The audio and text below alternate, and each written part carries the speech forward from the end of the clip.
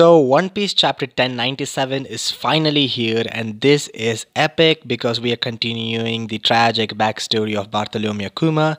We don't know if it's tragic yet, but I'm pretty sure it is going to go in that route. Before we talk about major plot points like, Monkey the Dragon being a marine officer and etc., I just really want you guys to subscribe to my channel and get me to 500 subscribers as fast as possible. I'm trying to pump as much content as I can on my channel, as you guys can see. So yes, without further ado, let's go into the recap of this chapter. Beginning of this chapter, we see a young adult, Kuma, who is now 17 years old, and he's not just normal Kuma, he's a pastor Kuma because he apparently runs a church and heals people by taking their pain away, which is really, really sad thinking of what's going to happen in the future. But look at Kuma, he is full of joy, he's smiling. This is the kindest face I've seen in like the entirety of One Piece next to Luffy, and I can't really believe what might have happened in his life for him to actually become the cold, feelingless kind of expression that he always has in the present right now. We also see Ginny, and she is like literally grown up. I can't help myself but keep looking at her in different ways. It's just, I mean, come on, she's 21 years old right now in this frame, so I can definitely simp for her because she's an adult. And yes, she looks more and more like Bonnie right now. I don't know if Bonnie's actual daughter or if she is a clone, but there are many theories. Of course, we'll be talking about that in many upcoming videos. And she's kind of pissed off that everybody are coming here. And guess what? Kuma only heals people on the weekend, never on the weekdays. That is because Genie doesn't allow. And why, you ask? Well, there is an explanation for everything that we will be talking about in this chapter. So we have a new king of this kingdom, and these old men who came to get cured by Kuma are actually, talking about him that he is somehow the worst king that they've ever had. And guess what? This king named Bikuri, or that's what I pronounce him as, pronounce the name as, and he's actually listening to the conversations that the villagers are having about him. And guess what? He's extremely glad that people are bad mouthing him. He's content that people are suffering because of him, and this just proves that he is another one of those psychos. I am really, really waiting for him to get his ass whipped by, dragon. I guess that's what going to happen, but I really, really hate this king just with this one panel. Guess what? The pain that he actually extracts from other people using his devil fruit power actually stays in the bubble form, and if he doesn't do anything about it, they'll just return back to its original owner. And guess what? Kuma at weekends just takes in everyone's pain, just like Zoro did in Thriller Bark. And Zoro just took Luffy's pain, I mean, of course. And here we have a Luffy-sized bubble that happened in Thriller Bark, and this guy is actually taking in all that pain every week, and that's kind of sick. Bonnie doesn't really like this. I mean, Ginny doesn't really like this. She's sad. Of course she will be, but this guy is like nothing happened for so many years. We don't know how many years he did that, how many years he took their pain away and took it to himself, because the pain has to go somewhere. But granted, he's a buccaneer and just Zoro is just a human, but just imagine someone taking that much pain on a weekly basis. This is extremely sad and tragic at the same time. Can't wait for anime watchers to see this. To the people who are actually thinking Ginny is not going to be Kuma's wife, she is someone like a sister-like figure, well, guess what? She isn't, because she actually asks Kuma to marry her, and Kuma declines because he would love to spend his entire life with her. But guess what? Deep inside, he's feeling the pain because he knows what his parents went through. Just because his dad was a buccaneer, his mom was also enslaved and tortured and eventually killed, just like his dad. And he is also a buccaneer, I mean, half buccaneer. So he doesn't really want, Ginny to actually be married to him, who has a high chance of being captured by the Marijua Islands and become a slave again. So he doesn't really want her to suffer again because of him. So he's like, declining her offer to marry him. So another interesting detail that is revealed in this chapter is that Kuma just got to know about Dragon in the newspapers because he kept appearing in the newspapers calling him one of the freedom fighters, and Kuma really wishes to be like Dragon. He idolizes Dragon, and he wants to become someone like Dragon, and he wishes that one day he takes out to the sea just like Dragon and help as many people as he can and fight for justice. This is very much like Kuma, but it's kind of a different thing. Still, this is I don't understand how it actually matches with Kuma's character right now in the present, but there has to be some kind of tragedy that happens in his life that changes him to the person he is right now. Remember the two boys that Kuma healed last chapter? Well, these two boys have grown up and it seems that they have a huge crush on Ginny. And of course, they bring in like many foods to flirt with her, try to woo her into marrying them, kind of like that. It's a comedy type of situation. And Kuma doesn't really understand any of that and he thinks they're really kind. And we see, Ginny throwing something at his head. It's kind of a hilarious situation which would be really better when it's animated, I guess. But these two are the folks that will grow up to join Bonnie's crew, which is kind of weird, but these two are definitely a part of the Revolutionary Army too in the future, I guess.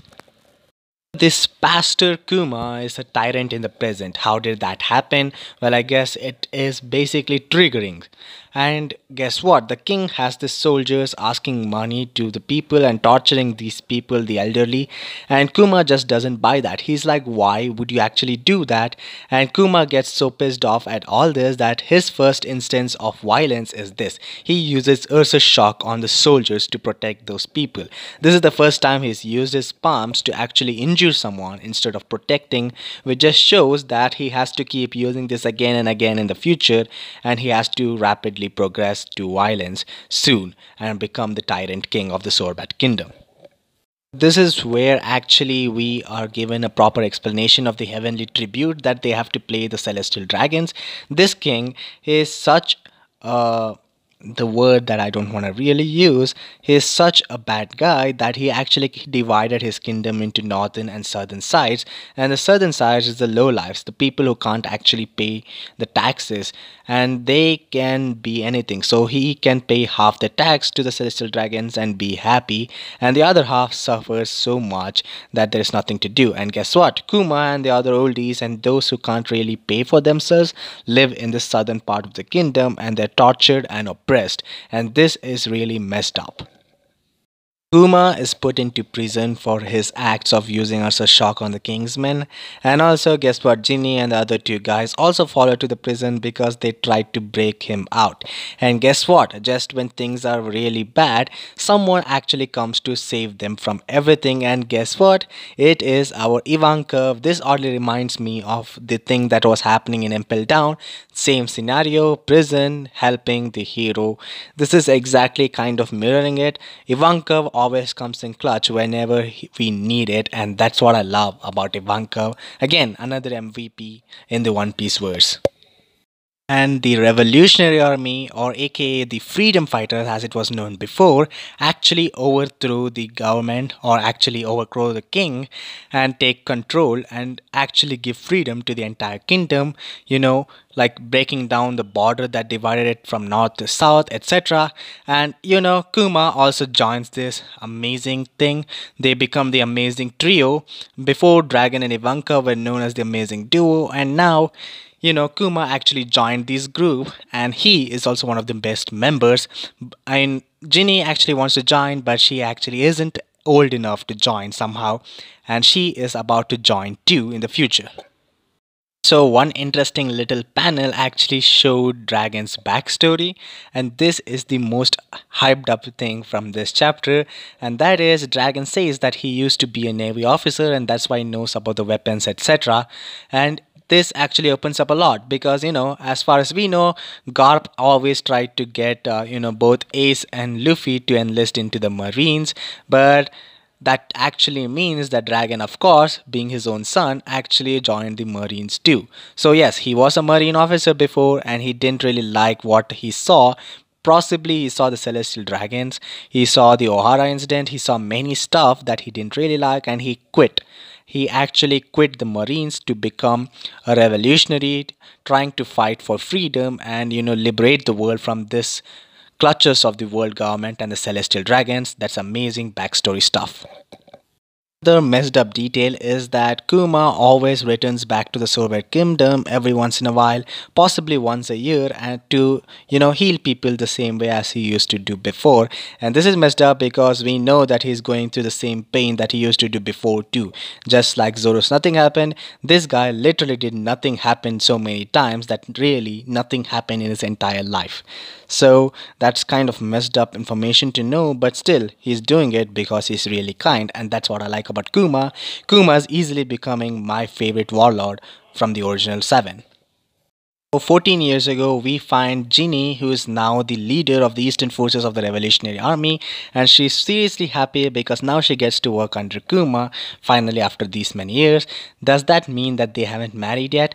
And this is just 14 years ago, that means Bonnie isn't even born yet, and I don't know if Bonnie is actually born because we don't know where she is. If she isn't born, if she is born some other time later on, this is going to be so many contradictories. She might actually be a little girl, and she might have used a devil fruit to age herself up to show that she isn't a kid or something like that. There has to be some kind of reason, but yes, she looks hot, like H with a capital O, hot. We end this chapter on a brand new cliffhanger, and it is basically that Dragon is informed that Genie has been kidnapped by a new enemy. We don't know who this enemy is and what they are going to do with Genie. Is Genie going to die because of this enemy, setting Kuma on this tyrant path or something like that? Or is Kuma actually gonna save from this mysterious enemy, because we still don't know if Bonnie is born yet. We don't know if Bonnie is already born, or if Bonnie will be born later on and use her age fruit to age herself up, or if Bonnie is actually a clone made by Vegapunk, because apparently it's already a thing right now. Clones are easily made. We saw Warlord's clones. But yes, have so many questions that we need to answer, and I guess in the next chapter will show who actually kidnapped Ginny, and thankfully there is no break next week. Ichiro Oda is writing banger after banger chapters because I really love what the story is going through. By far, this has been one of the most tragic stories, and yet we still haven't seen many of the tragic things that's yet to happen to Kuma, and I'm kind of not prepared for that. But knowing One Piece, there's going to be some satisfying kind of end when Luffy comes out and he actually saves, many people. That's actually going to be one of the tragic things that's going to happen, because tragedy always happens in One Piece. It's just Luffy that brings us joy, and that's what I'm waiting for. Tragedy makes the success actually way better. I'm waiting for that. And you know what else would make me feel better? That is if you guys subscribe to my channel. I'm really enjoying what we're seeing, and I'm really excited for the future of One Piece. I will be back with chapter 1098 really soon on my channel.